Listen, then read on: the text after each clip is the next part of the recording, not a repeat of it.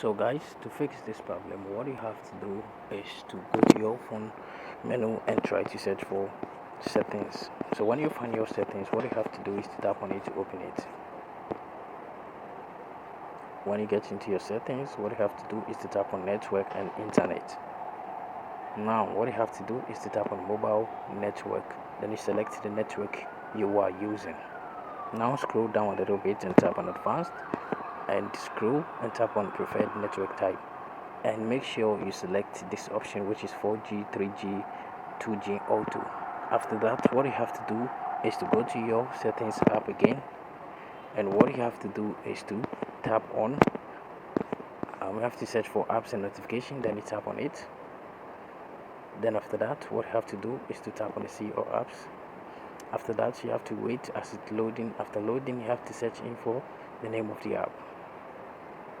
So guys, let's wait while it's loading.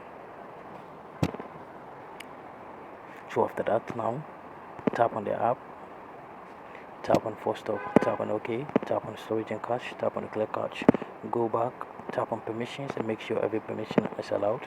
Go back and tap on notifications and make sure this show notification is turned on. Now go back and tap on mobile data and Wi-Fi. Make sure this background data is turned on. After that, go back, tap on storage and cache and make sure this clear cache is cleared well. After doing this, what you have to do is to go back to your Google Play Store and try to update the version of the app.